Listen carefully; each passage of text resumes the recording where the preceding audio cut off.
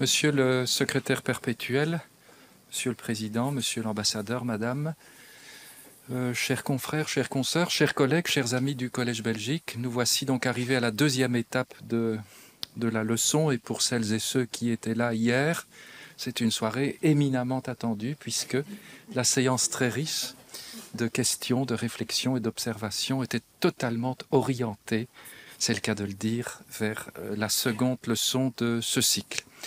Alors, après la conférence de la professeure Cheng, nous aurons bien entendu une séance de questions, de réflexions. Il n'y aura pas de troisième séance, ma chère Anne, donc on ne pourra plus dire que c'est pour demain, mais ce sera pour sans doute une prochaine fois, une prochaine venue. Et permettez-moi aussi de vous dire qu'après cette séance, il y aura la vente d'ouvrages, des éditions de l'Académie et singulièrement des ouvrages de Madame la professeure Lowartz que vous pourrez donc acheter à bon prix après cette séance. Je vous remercie infiniment d'être aussi nombreux ce soir pour cette deuxième leçon et sans plus tarder, ma chère Anne, je vous donne la parole. Merci beaucoup.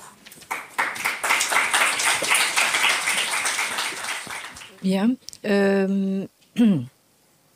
Monsieur le Président, Monsieur le secrétaire perpétuel, Monsieur l'administrateur délégué, Monsieur l'ambassadeur, Madame, chers collègues, Mesdames et Messieurs, bonsoir et merci d'être venus. C'est peut-être une illusion d'optique, mais j'ai l'impression que vous êtes encore plus nombreux qu'hier soir. Certes, je ne peux pas dire que le temps en fait soit propice à la promenade, donc bon, autant que vous passiez votre temps ici. Hier, nous avons vu comment les concepts fondateurs de la démocratie libérale européenne et tout particulièrement celui énoncé par Montesquieu de la séparation, ou plutôt de la distribution de trois pouvoirs distincts, législatif, exécutif, judiciaire, se sont frayés un chemin jusqu'en Chine par l'intermédiaire du Japon au XIXe siècle.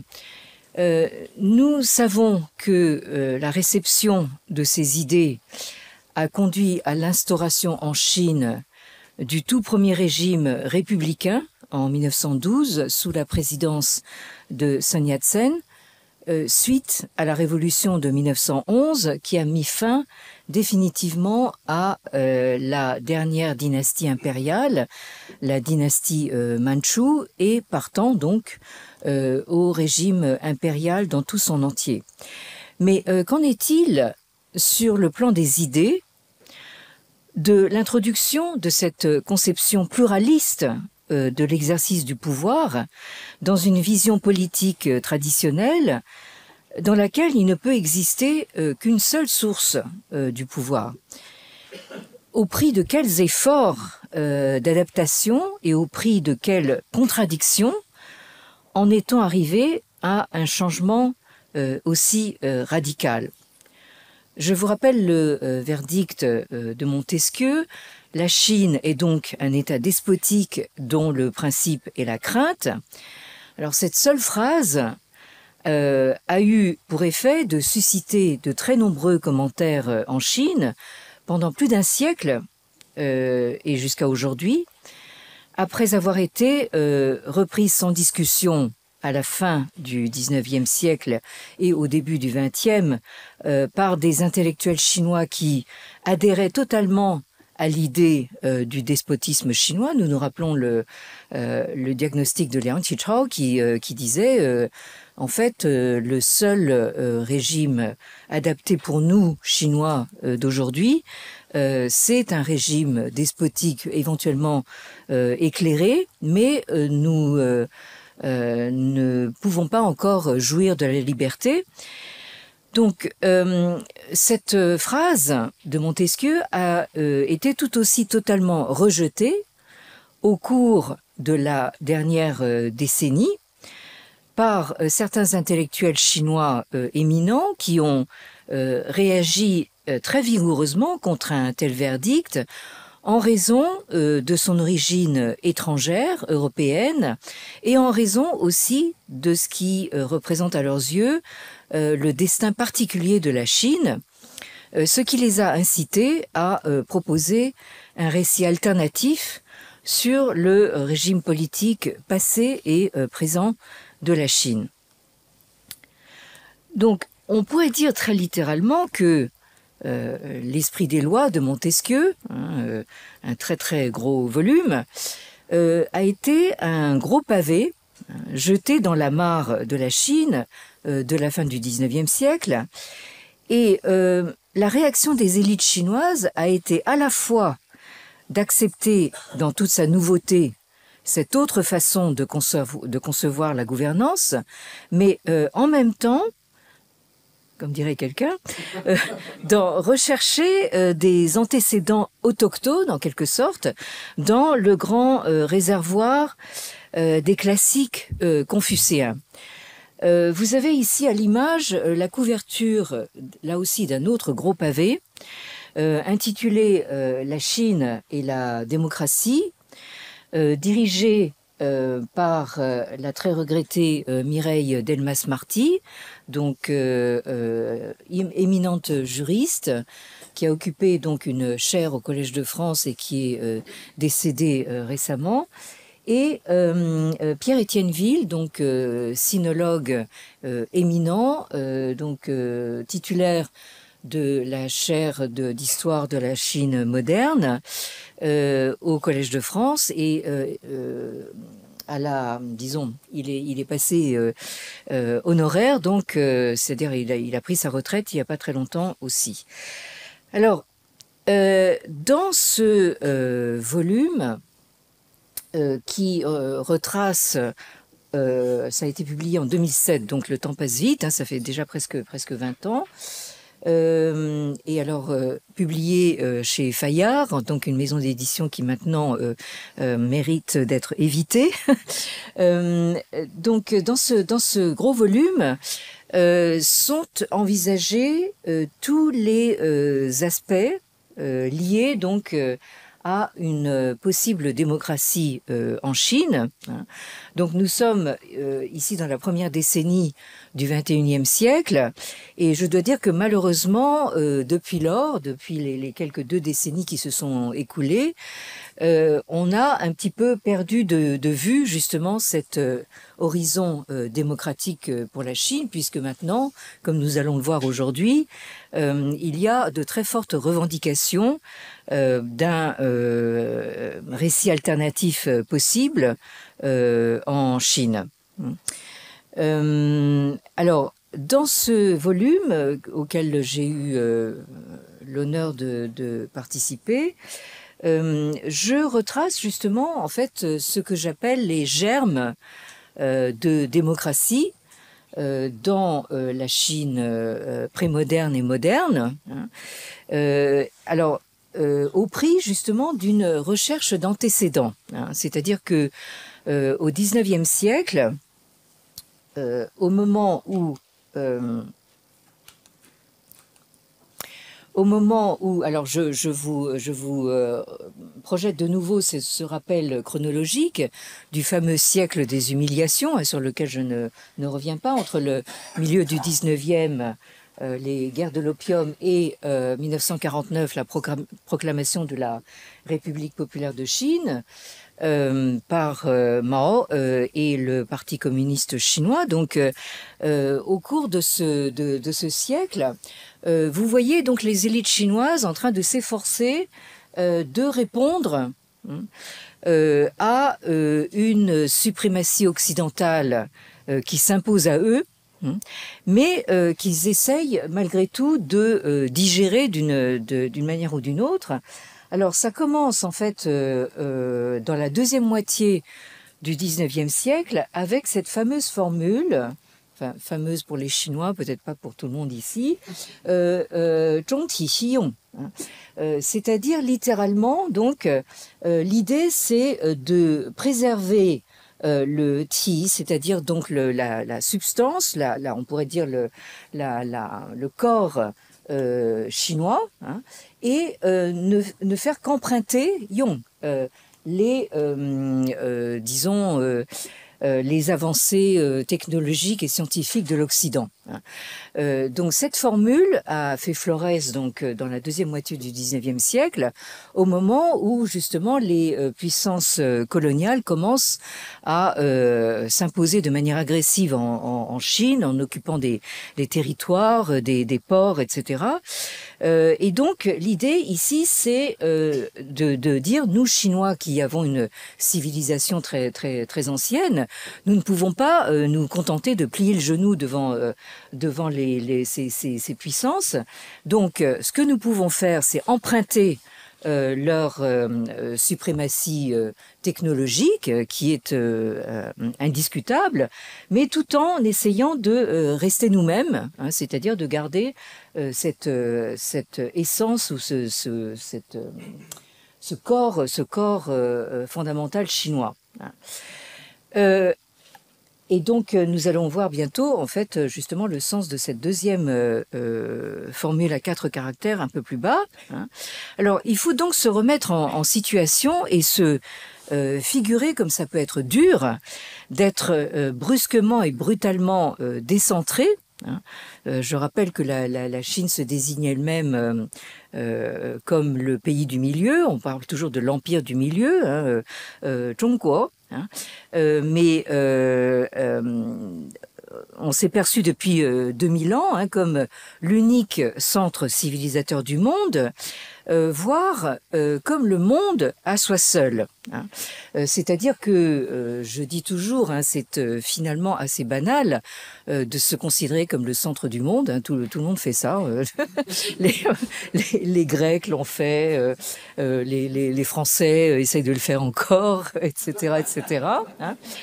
Mais c'est beaucoup moins banal en toute modestie, se considérer comme le monde. Hein.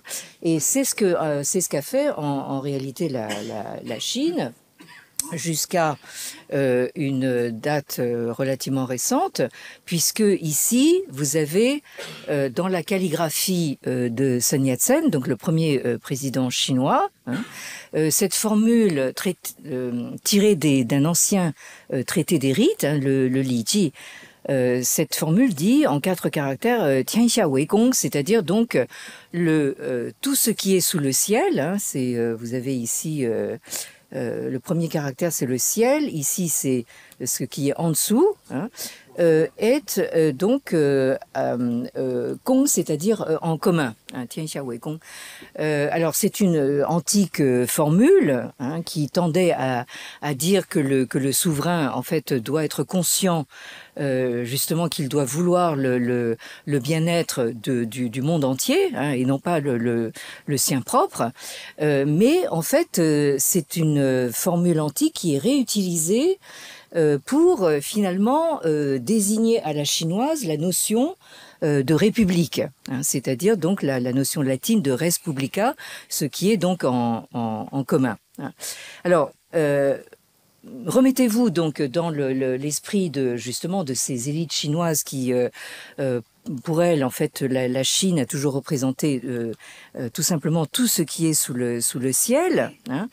Et donc, c'est évidemment ce réflexe de vouloir se raccrocher aux meubles, en quelque sorte, ceux qui peuvent encore être sauvés, histoire de se conforter dans l'idée qu'on n'est pas voué à disparaître d'un seul coup, d'un seul dans la poubelle de l'histoire, et que on compte encore pour quelque chose. Hein. Donc ces formules imaginées par les élites sont une façon désespérée de se raccrocher aux branches. Hein. Et c'est ce qui a donné lieu à ce qu'on a appelé, donc c'est la formule à 4 caractères plus bas dans le tableau chronologique que vous avez ici, donc le Minben Sixiang, hein, c'est-à-dire donc le Sixiang, c'est la pensée donc du peuple comme base. Hein. Pen, c'est littéralement la racine. Hein. Bon, là, c'est leçon de chinois numéro 1. Donc, alors, je suis farouchement contre les enseignants de chinois qui commencent par vous dire que l'écriture chinoise, c'est des petits dessins. C'est pas ça. Hein. Mais quand même, ici, vous reconnaissez donc l'idéogramme du bois ou de l'arbre. Hein, et si vous mettez un trait en bas, hein, c'est la racine. Et si vous ajoutez un trait en haut, c'est les branches. Hein. Alors, donc, je reprends le fil de mon propos. Hein. Alors, cette pensée littéralement du peuple comme base, comme racine, hein, c'est une idée identifiée comme confucéenne, selon laquelle c'est donc le peuple qui serait au fondement de l'ordre sociopolitique. Alors là, vous commencez, ceux qui me posaient des tas de questions hier soir, vous commencez à me voir venir. Hein. Donc, comment est-ce que justement ces élites chinoises répondent hein, à cette imposition des idées politiques européennes?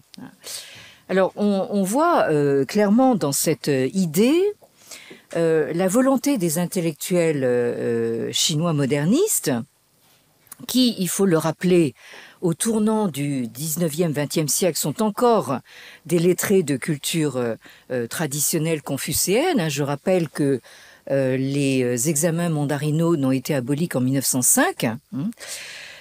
Alors, cette idée, c'est celle de trouver dans la tradition chinoise qui leur est familière des fondements, ou ce que j'ai appelé tout à l'heure des germes, de la pensée démocratique occidentale. Alors ça, c'est quelque chose, c'est un geste que je connais bien, hein, de la part de mes pairs et de mes collègues éminents intellectuels français, hein, qui disent, bon, j'ai eu un dialogue comme ça, par exemple, avec Tsvetan Todorov, grand humaniste devant l'Éternel, qui, donc exposait justement ses magnifiques thèses sur l'humanisme européen, et ensuite qui se tournait vers moi pour me dire, et vous, en Chine, qu'est-ce que vous avez en magasin à nous proposer? Je caricature un peu, mais c'était un peu ça, hein, quand même. Bon, alors cette idée du peuple à la base est commune à la génération des intellectuels justement de ce tournant 19e, 20e, qui sont nés dans les années 1880-1890. Alors, je voulais d'abord vous dire hein, justement que que toutes ces expressions qui se composent avec le terme peuple, min, hein,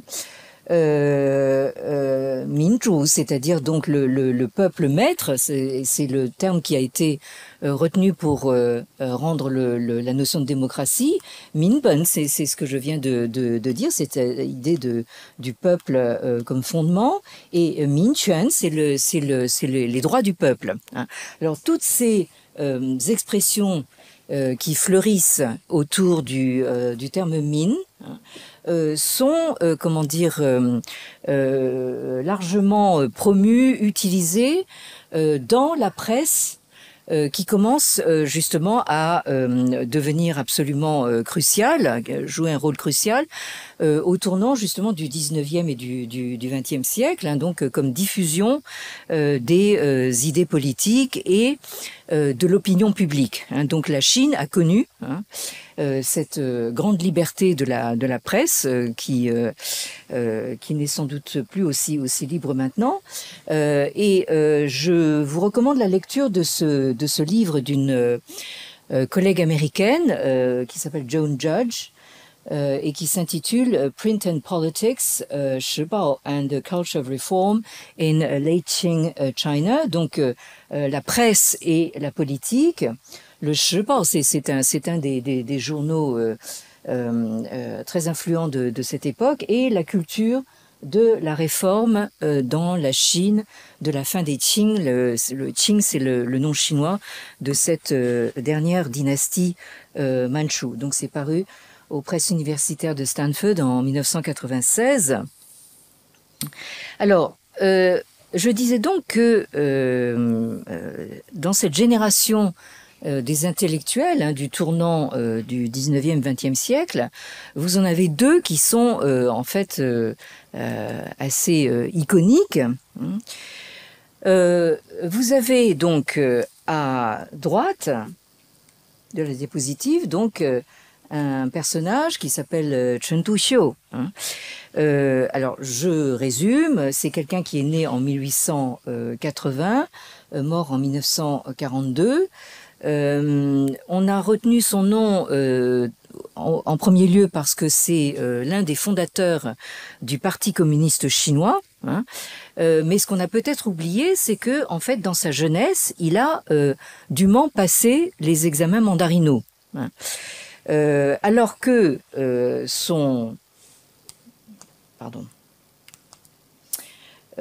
celui qui est à gauche, nommé Hu Shi, donc qui est lui né 10 ans plus tard, en 1891, qui est mort en 1962, a eu un destin très différent puisque en premier lieu, il n'a pas passé les examens mandarinaux pour la simple raison qu'ils ont été abolis, je viens de le dire, en 1905, et qui, lui, en fait, alors que Chen Tuxiu, donc, lit son nom à la fondation du Parti communiste, Hu Shi, lui, en fait, suit complètement une autre voie, puisque au moment de sa maturité, donc, il devient ambassadeur donc de la Chine aux États-Unis et finit sa vie et sa carrière à Taïwan. Mais ce qu'il faut dire, c'est que en 1919, ils sont unis dans le même combat moderniste du mouvement du 4 mai 1919 dont je parlais hier, mais on voit que leur destin diverge complètement à partir de là pour aboutir à des parcours diamétralement opposés. Alors, cette pensée Minben, on finit par s'apercevoir qu'elle est fondée sur un tout petit nombre de citations en général brèves, mais pas toujours, qui sont complètement tirées hors de leur contexte et qui sont toujours les mêmes, qui sont tirées des classiques confucéens et en particulier donc du Mencius. Alors le Mencius, c'est un texte qui est attribué à Maître Meng, Mengzi en chinois, donc qui a vécu au IVe siècle avant l'ère chrétienne, qui se présente comme une sorte d'héritier spirituel de Confucius, pour essayer de... Je fais toujours des rapprochements assez hasardeux, mais je vous les livre pour ce qu'ils valent. On pourrait dire que Mencius est un petit peu le Saint Paul pour justement l'évangile christique.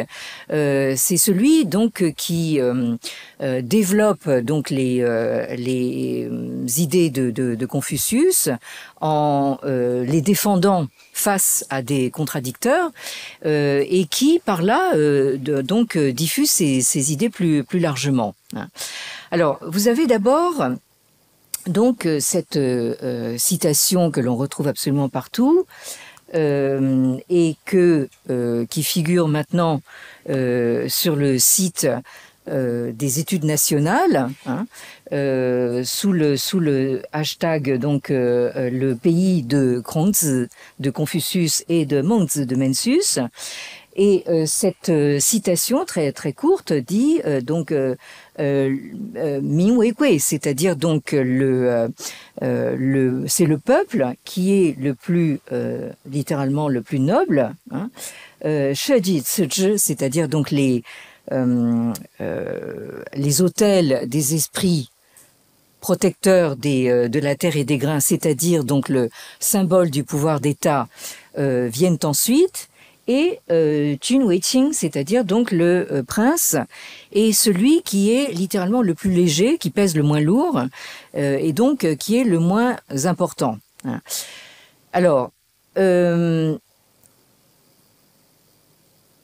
cette phrase, qui est très souvent citée, Mencius semble dire qu'il y a 3 sources possibles du pouvoir politique, c'est-à-dire donc le peuple, l'incarnation symbolique que sont ces autels, des esprits protecteurs de la terre et des grains, auxquels sont rendus donc un culte et sont offerts des sacrifices officiels, et enfin, en 3e position, donc le souverain. Dans un apparent paradoxe, Mencius renverse l'ordre de priorité qu'on attendrait. On attendrait plutôt l'inverse, c'est-à-dire le prince en premier, les symboles de l'État en second et le peuple en dernier.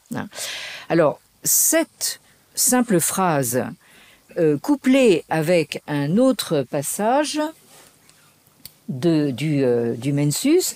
Donc ici en 7b14, vous reconnaissez peut-être la phrase que je viens de citer. Et alors en 1b8, vous avez donc un dialogue qui est censé se conclure sur la justification du régicide. Je vous résume. Donc, vous avez un dialogue. Le Mencius, d'ailleurs, se présente de la même façon, sous la même forme que les entretiens de Confucius, c'est-à-dire sous forme de dialogue au discours direct. Donc, vous avez des personnages dont le discours est en général introduit par le verbe yue, qui veut dire dire, et ensuite vous avez les paroles au discours direct de ces personnages. Donc, vous avez l'allusion donc de rois de l'Antiquité qui, pour se saisir du pouvoir, assassinent donc le prince en place. Bon.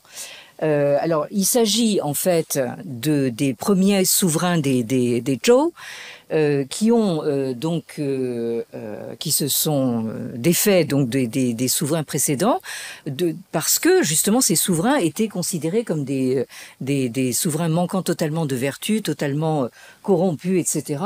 Et aussi pour justifier leur propre prise du pouvoir. Et donc le dialogue se termine par un raisonnement qui dit en fait quelqu'un qui en fait ne respecte pas le principe d'humanité, c'est vraiment la valeur cardinale de l'enseignement confucéen, le gène. Celui qui justement fait peu de cas du principe du juste, c'est quelqu'un qui tout simplement en fait ne fait aucun cas justement de la valeur humaine, et celui-là il faut pas le considérer comme un prince, c'est juste un individu quelconque.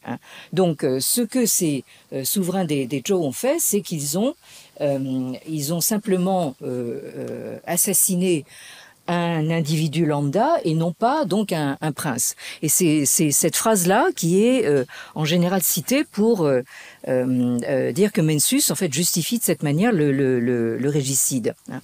Ce qui amène donc notre Rouche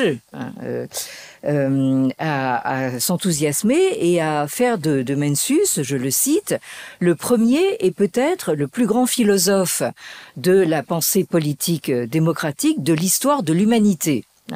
Donc, voyez ici donc cet intellectuel du début du XXe siècle qui revendique justement la racine de la pensée démocratique pour la Chine ancienne, bien avant donc les penseurs européens. Alors, face à lui, vous avez donc Chen Duxiu, donc le fondateur du Parti communiste, qui lui est beaucoup plus circonspect, qui dit ceci. Le démocratisme occidental est basé sur le peuple en tant que corps souverain, c'est-à-dire que c'est le peuple qui doit être véritablement souverain. Hein. Et toutes ces phrases tirées du Mencius, hein, c'est fondé sur, en réalité, le pouvoir du prince, c'est-à-dire sur l'héritage ancestral du prince. Autrement dit, hein, tout cela revient à dire que la réalité du pouvoir, au fond, revient en fin de compte au prince. Hein. Il faut pas se leurrer. Hein.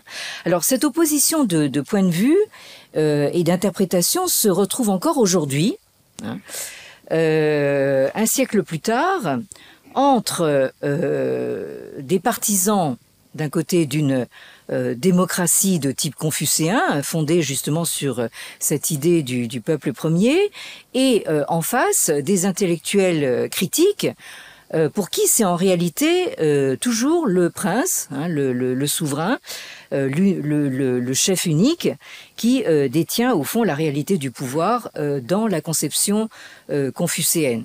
Alors, nous avons le cas assez parlant, on pourrait dire, de deux universitaires qui se trouvent enseignés dans la même université de Shanghai, à Fudan. Fudan qui est mon alma mater en Chine, c'est pour ça que je m'intéresse beaucoup à ce qui s'y pense et ce qui s'y dit.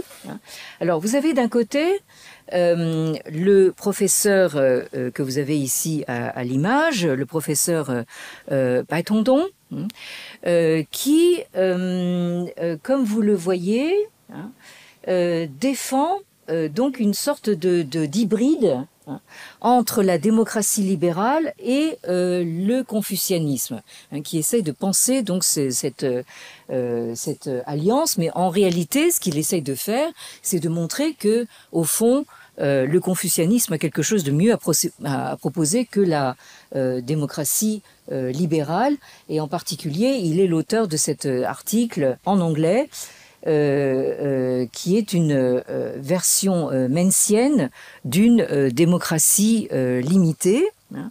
Alors, ce professeur Bai Tongdong, c'est quelqu'un d'assez intéressant. Il est né en 1970, donc c'est encore quelqu'un de relativement jeune. Il a 55 ans. Il a commencé sa formation universitaire en physique nucléaire à Pékin, jusqu'au moment où il s'est aperçu qu'il s'intéressait davantage à la philosophie. Il a parfaitement le droit de délaisser la physique nucléaire pour la philosophie, et donc il s'est intéressé en particulier à la philosophie politique. Alors son point fort, c'est que il a séjourné assez longuement aux États-Unis. Il a fait une partie de ses études doctorales aux États-Unis, et ensuite il a enseigné donc dans une université américaine, université jésuite à Xavier, à Cincinnati. C'est peut-être ça d'ailleurs qui lui a valu d'être nommé à l'Académie pontificale par le le pape François. Hein. Donc vous voyez, c'est quelqu'un qui a qui a les moyens de diffuser ses idées, notamment justement par sa maîtrise de l'anglais. Alors comme vous voyez, il a publié plusieurs livres en anglais. Vous avez celui-ci de 2012, China, The Political Philosophy of the Middle Kingdom, donc la Chine, la philosophie politique du royaume du milieu, hein, avec le caractère zhong qui veut dire milieu ici, hein, ça c'est 2012, et plus récemment 2019, quelque chose qui annonce davantage la couleur, Against Political Equality, the Confucian Case, c'est-à-dire donc le contre l'égalité politique, hein, un plaidoyer pour le confucianisme. Alors, c'est ce professeur Bai Tongdong qui a également attaqué bille en tête le verdict de Montesquieu justement sur la Chine despotique. Hein. Tout ça, ça fait partie du même ensemble. En 2016, je vous demande pas de lire hein, c'est juste un résumé. En 2016, il publie donc cet article qui s'intitule donc comment la Chine est-elle devenue donc un pays despotique. Alors son argument dans cet article, c'est de dire que en fait, contrairement à ce que dit Montesquieu, la Chine n'était pas à l'origine un régime despotique, mais elle l'est devenue par la faute de ces Chinois, de ces intellectuels chinois qui ont embrassé justement le verdict de Montesquieu et qui donc ont ouvert la porte à un véritable despotisme moderne, et il fait allusion là justement au maoïsme.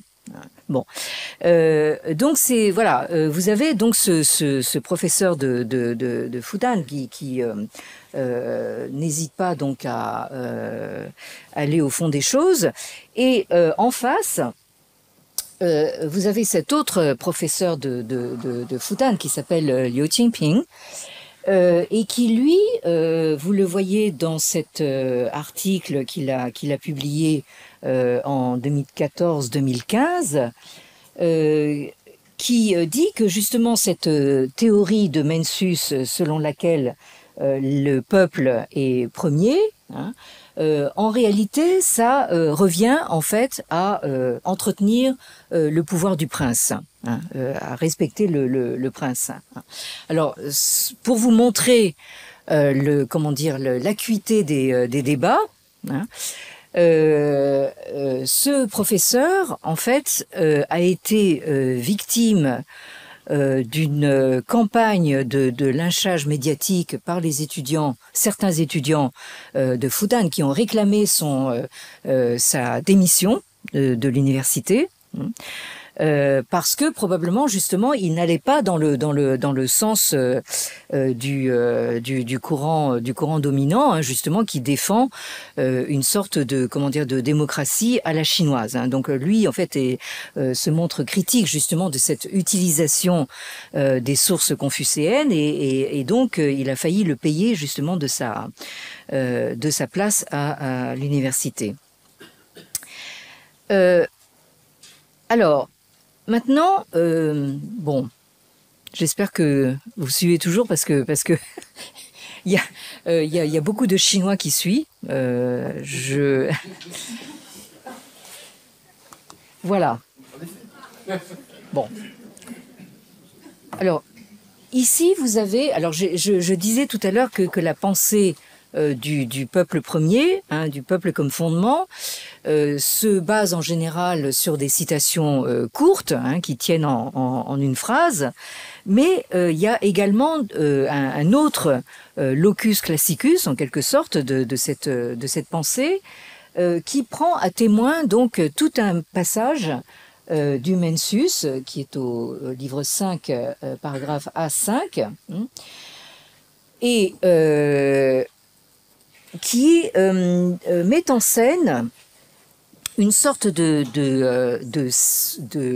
d'acte fondateur ou de scène primale de toute la pensée politique confucéenne, à savoir donc la passation de pouvoir entre Yao et Shun. Bon, alors j'ai conscience que ces deux noms ne vous disent absolument rien. C'est comme si je vous disais, oui, Humpty Dumpty ou quelque chose comme ça. Bon, alors Yao et Shun, messieurs dames, ce sont quand même en fait deux sages de l'Antiquité mythique. Qui font partie donc de cette mythologie confucéenne, et donc l'idée fondatrice, c'est cette passation de pouvoir entre eux. C'est-à-dire que si vous lisez tout le passage, vous comprendrez que Yao, au moment où il commence à avancer en âge, etc., et qu'il commence à songer à sa succession, ça c'est toujours l'éternel problème, aurait pu imaginé donc de passer le trône à son fils, hein, en vertu du principe de la transmission héréditaire, hein. Et au lieu de ça, il passe le pouvoir à un ministre qu'il considère comme le plus sage qu'il puisse trouver dans tout l'empire, hein. Et donc c'est ce choix, hein, d'une transmission au plus sage qui va contre le principe de la transmission héréditaire, qui est fondateur de ce qu'on a appelé assez facilement donc le principe méritocratique, hein, dans la conception confucéenne, qui va contre justement cette idée d'une aristocratie par la naissance, hein. Confucius est celui qui véritablement met le doigt là-dessus en disant bon, la naissance c'est juste un hasard, hein. Ce qui est important, c'est en fait ce que vous faites de vous-même en tant qu'être humain, et c'est ça qui fait de vous véritablement quelqu'un de digne d'être humain et aussi de digne de gouverner, hein. Donc, alors, ce passage, j'ai souligné en rouge, évidemment ça n'aide pas, ça ne vous aide pas, hein, tellement je crois, les passages qui vous indiquent que il y a d'abord, en fait, dans la passation de pouvoir entre Yao et Shun, hein, la question du ciel, hein. La question, c'est est-ce que c'est le ciel, hein, qui a donné le pouvoir donc à Shun, hein. Alors la réponse est le ciel ne peut pas lui avoir comment dire, donné comme on pourrait le faire dans une passation de pouvoir politique, puisque le ciel ne parle pas, hein. Ça c'est l'expression que vous avez ici, hein. Le ciel ne parle pas, hein, mais il a eu un moyen donc de manifester sa volonté à travers le peuple. Et alors le peuple, comment il fait pour justement montrer ce qu'il veut, hein? Ben en fait, comme on dit un peu communément maintenant, le peuple il vote avec ses pieds, hein, c'est-à-dire donc il va spontanément, hein, vers celui qu'il considère comme étant le plus digne de gouverner, hein. Tout ce passage se termine avec cette formule, donc le ciel voit avec les yeux du peuple et le ciel entend avec les oreilles du peuple, hein. Donc vous avez cette convergence, du ciel en haut et du peuple en bas, hein, pour désigner communément, en commun, donc celui qui doit régner, hein. Alors évidemment, on est assez loin, enfin, de nos modèles politiques, hein, en Europe, hein, mais c'est comme ça donc que Mencius est censé avoir énoncé donc un principe politique du pouvoir qui doit aller au plus sage, et on est censé donc regarder à la fois les signes du ciel et les signes du peuple pour savoir en fait qui est celui qui doit régner, hein. Alors c'est donc un passage qui est censé illustrer l'agentivité du peuple, hein, pour désigner le souverain. Alors le seul problème, hein, c'est que vous êtes donc au paragraphe A5 du livre 5, mais si vous prenez le paragraphe qui précède immédiatement, hein, ben ça vous sape tout votre schéma. Alors c'est ça le problème, voilà, de citer des passages hors contexte, hein, parce que il suffit justement de connaître un petit peu les textes pour s'apercevoir qu'il y a d'emblée une contradiction. Alors que dit ce passage qui précède immédiatement, hein? Alors ici, nous sommes dans la situation où donc Yao, hein, s'apprête à céder le trône à un successeur, hein, et donc il peut choisir entre son fils et le ministre le plus sage, hein. Et alors là, en fait, je vous passe le détail. J'ai souligné cette phrase en rouge qui est mise dans la bouche de Confucius, Kongziyue, Tian Wu Er Ri, Mi Wu Er Wang, c'est-à-dire donc dans le ciel, il ne peut pas y avoir deux soleils, hein, et de la même façon, pour le peuple, il ne peut pas y avoir deux rois, hein. Alors ça, c'est une phrase évidemment qui vous montre bien que en fait la véritable source de pouvoir, hein, de la même façon qu'il n'y a qu'un seul soleil dans le ciel, il ne peut y avoir qu'un seul roi pour gouverner le peuple. Donc d'une certaine façon, on s'aperçoit que le passage suivant est à mettre en contexte après avoir lu ceci, hein. D'autant plus que vous avez une autre phrase qui est citée du livre des Odes, un autre livre canonique du corpus confucéen, hein, qui est ici en bleu, qui vous dit donc sous le ciel, il n'y a pas d'endroit qui n'appartiennent pas à l'empereur, et sur la terre, il n'y a personne qui ne soit le sujet de l'empereur. Hein, donc là, c'est d'une certaine façon, cette citation des Odes est une façon d'en rajouter une couche, en quelque sorte, pour insister sur le fait qu'il ne peut y avoir qu'un seul souverain, et que ce souverain est à lui seul maître de la terre entière. Et alors, au cas où vous penseriez que c'est juste quelque chose qui arrive en passant, hein, cette formule, hein, se retrouve dans une multiplicité d'autres sources rituelles, hein. Alors, vous avez toute une liste ici, hein. Donc, dans le traité des rites, vous retrouvez une variante de cette formule. Donc, dans le ciel, il ne peut pas y avoir deux soleils. Sur la terre, il ne peut pas y avoir deux rois, hein.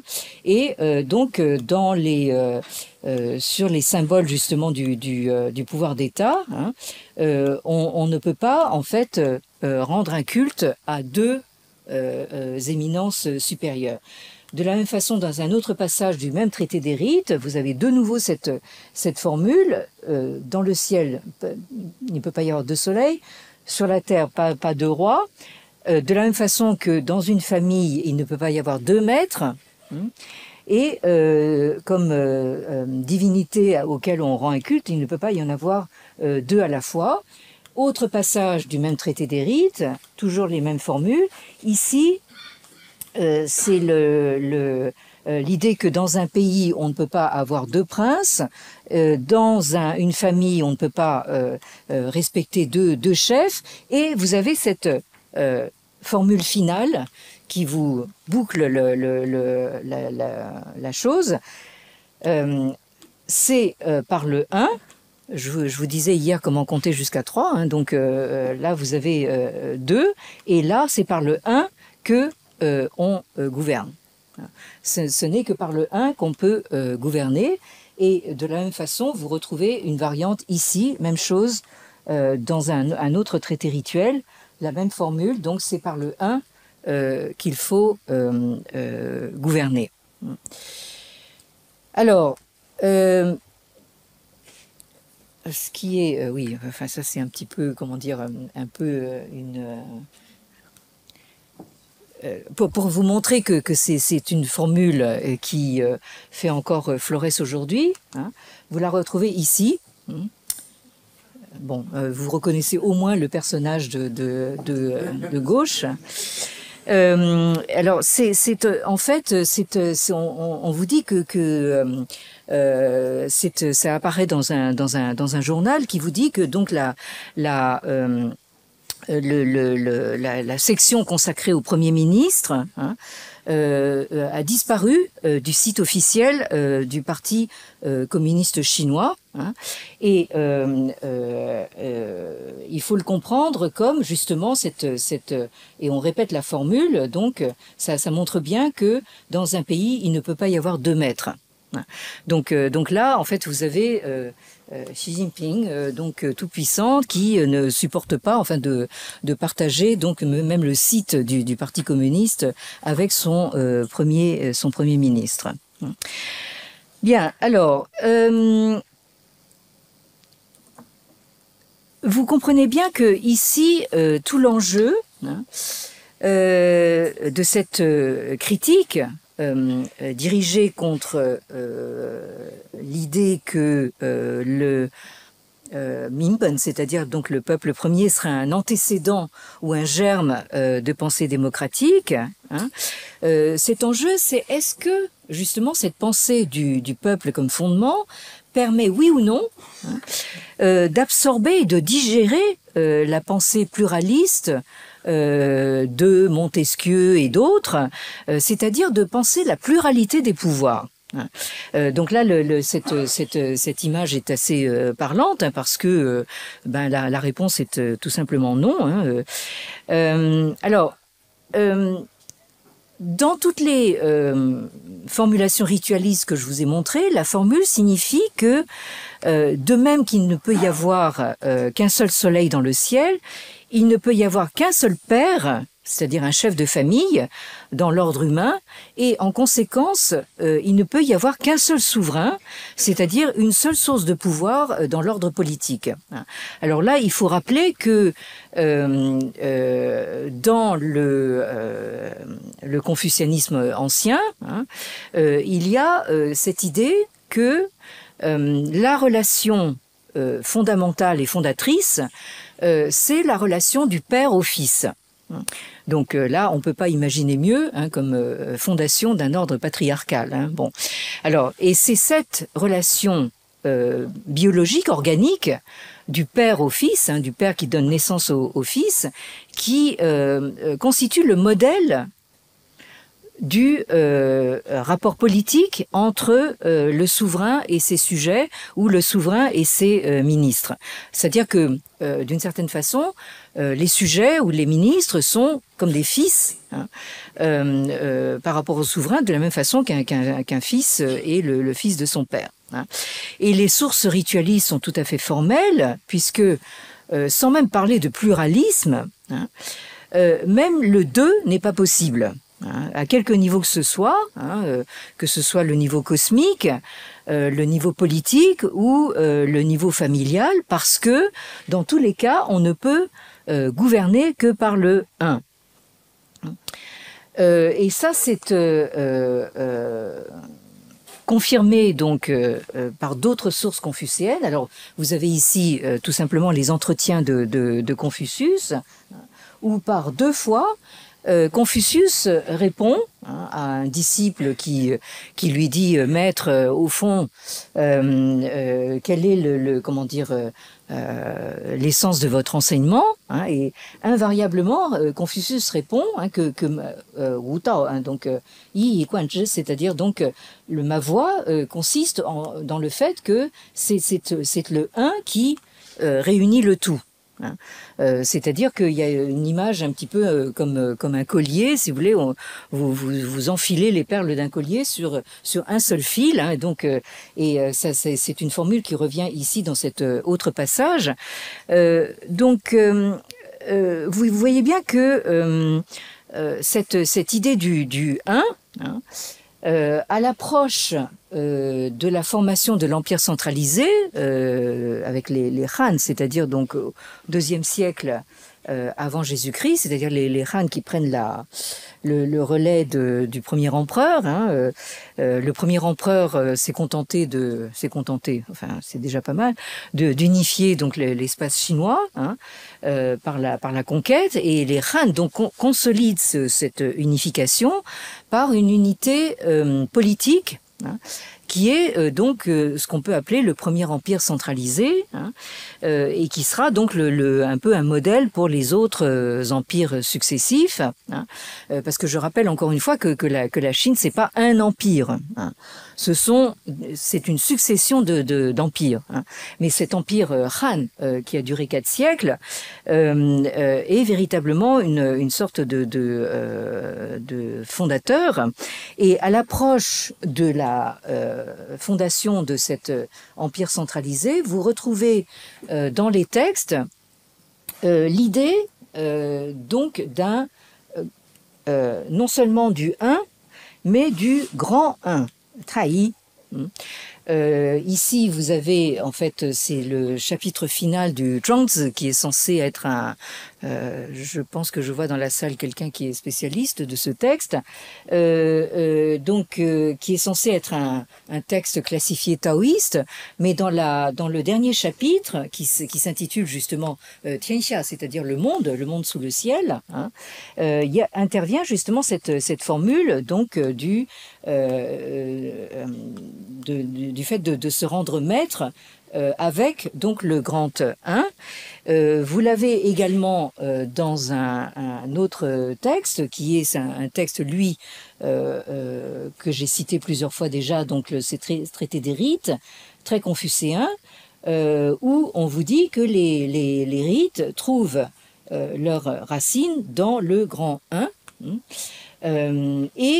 Enfin, pour vous donner une image de cette conception cosmologique du pouvoir politique, vous avez ce fameux passage des entretiens de Confucius, où celui qui gouverne par la vertu, hein, c'est comme l'étoile polaire, hein, qui se contente de rester dans sa place, hein, pendant que les autres étoiles tournent autour, hein, et lui rendent hommage, hein. Donc vous avez cette image cosmologique d'un ordre politique qui est centré sur l'image du 1. Donc un parallélisme analogique entre, encore une fois, l'ordre cosmique, l'ordre politique, l'ordre généalogique, 3 ordres au niveau de la réalité qui ne font qu'un, et ce 1, cette unité originelle et fondatrice n'est autre que ce que les Chinois appellent le Tao, hein, c'est-à-dire donc la voie qui est une. Je ne m'étends pas trop justement sur cette notion de grand 1, mais il faut quand même signaler que au moment de l'avènement justement de cette dynastie Han unificatrice, hein, vous avez dans un texte qu'on a retrouvé inscrit sur latte de bambou. Alors je vous ai montré cette photo pour que vous voyez un petit peu comment se présentent les manuscrits de la Chine ancienne, hein, pré-impériale. Ce sont en fait des colonnes de caractères qui sont inscrites comme ça sur des lattes de bambou. C'est ce qui explique que les textes chinois étaient à l'origine inscrits verticalement, hein. C'est avec la modernité que les Chinois sont mis à écrire aussi horizontalement, mais dans les éditions du début du XXe siècle, vous avez des éditions en verticale. Alors, ces lattes de bambou sont reliées entre elles par des cordons, hein, et ensuite on enroule donc ces lattes comme un store vénitien, hein. Et c'est pour ça que en fait on appelle les chapitres des ouvrages anciens des tuan, c'est-à-dire donc des rouleaux, hein. Alors un de ces rouleaux qu'on a découvert dans une tombe du début des Han, c'est ce texte qui s'intitule Taï Shengshui, hein, c'est-à-dire donc le grand 1 est ce qui donne naissance à l'eau, hein. Alors en sachant que l'eau, c'est quelque chose qui apparaît très souvent dans le Lao Tzu, hein, comme une image du Tao, hein. Alors, je n'entre pas plus dans ce détail-là. Alors, juste pour nous figurer un petit peu les choses, sous les Han, on essaye même de se figurer une divinité qui serait la divinité du grand 1. Hein. Alors, il semblerait que ce soit ce personnage-là, pas très impressionnant, hein, le grand 1, mais enfin bon, apparemment, cette espèce de diablotin, là, ici, là. Bon. Je finirai sur comment dire, là aussi un autre pavé dans cette merveilleuse mare harmonieuse et confucéenne, hein, jeté par mon collègue politologue Jean-Pierre Cabestan, hein, qui lui en fait dit bon évidemment c'est très beau tout ça d'essayer de retrouver des antécédents dans la Chine ancienne et traditionnelle, mais il faudrait pas oublier hein, le changement de paradigme qu'a représenté l'influence soviétique en Chine, hein. C'est-à-dire que la Chine communiste a d'abord été une Chine soviétique et même stalinienne, hein.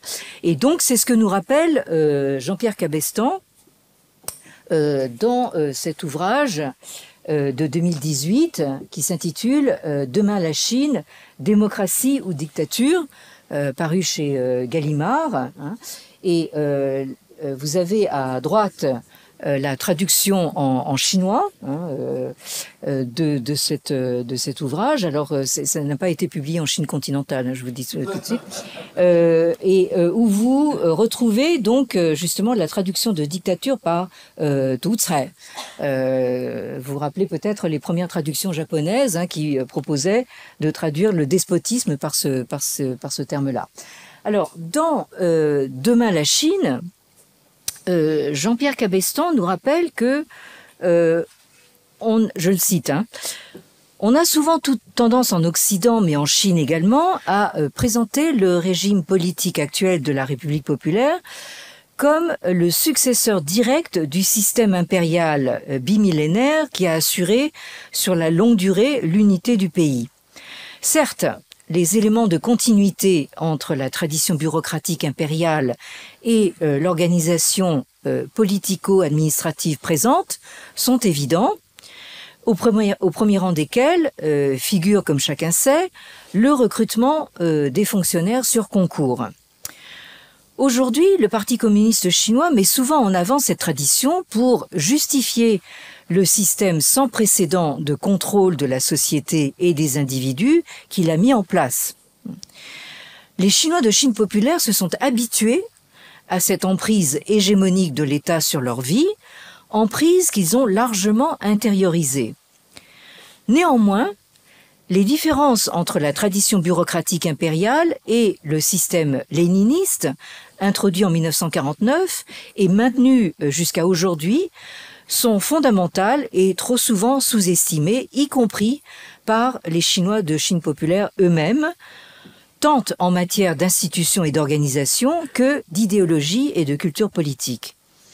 Ces différences expliquent pour une large part la solidité du pouvoir du Parti communiste chinois comme sa plus grande capacité d'adaptation et, partant, une chance de survie supérieure à celle du défunt système impérial qui, après une lente décadence entamée à la fin du règne de Qianlong au XVIIIe siècle, s'est presque naturellement effondré en 1911. Par ailleurs, les rapprochements tentés entre ces deux systèmes font souvent abstraction à la fois de l'évolution des idées en Chine et des multiples tentatives de réformes politiques conduites à la fin de la dynastie mandchoue et pendant la période républicaine, c'est-à-dire au cours du siècle qui s'étale entre la première guerre de l'opium et l'établissement de la République populaire. Et donc dans ce livre, Jean-Pierre Cabestan nous montre en fait comment s'est produite ce qu'on pourrait appeler une greffe, hein, du totalitarisme stalinien. Donc quelqu'un hier me demandait mais quel est le rapport entre le despotisme et le totalitarisme. Le totalitarisme, c'est un phénomène du XXe siècle, hein, qui a concerné à la fois l'Allemagne nazie et l'Union soviétique stalinienne, hein. Donc il y a eu cette greffe du totalitarisme stalinien sur le despotisme impérial. Hein. Donc cet ouvrage rappelle donc justement l'effet de cette greffe. Alors bon, je suis assez mauvaise langue ici, ne le répétez pas. Hein. Je pense qu'ici, Jean-Pierre Cabestan défend un peu son précaré, parce que, évidemment, si on arrive à démontrer que tout ce qui se passe en Chine maintenant peut s'expliquer par des antécédents qui remontent il y a 2000 ans, lui, il a plus rien à faire. Hein. Je veux dire, bon, c'est son... Bon, mais donc, sa conclusion, je vous lis ça rapidement. Donc, pour toutes les raisons que je viens d'évoquer, la démocratisation de la Chine reste lointaine, incertaine et, je crains, moins pacifique qu'espéré. Les Chinois sont satisfaits de leur régime politique, tout d'abord parce que celui-ci leur a apporté la prospérité, ou plutôt un certain bien-être et l'éradication de la pauvreté. Il leur a également apporté une meilleure gouvernance qu'autrefois, y compris à l'époque de Mao, la stabilité et la sécurité, deux préoccupations qui, pour des raisons très compréhensibles, c'est-à-dire l'histoire chinoise du XXe siècle, sont vouées à rester prioritaires. Bref, entre sécurité et liberté, les Chinois préfèrent la sécurité, avec tout ce que cela implique comme conséquence en matière de contrôle social, de censure ou d'atteinte à la vie privée. Et là, je vous ferai remarquer, pour finir, que nous rejoignons donc le diagnostic de Liang Qichao il y a un siècle. Le peuple chinois n'est pas encore prêt à jouir de la liberté, puisque donc actuellement, selon Jean-Pierre Cabestan, il préfère sa sécurité. Merci.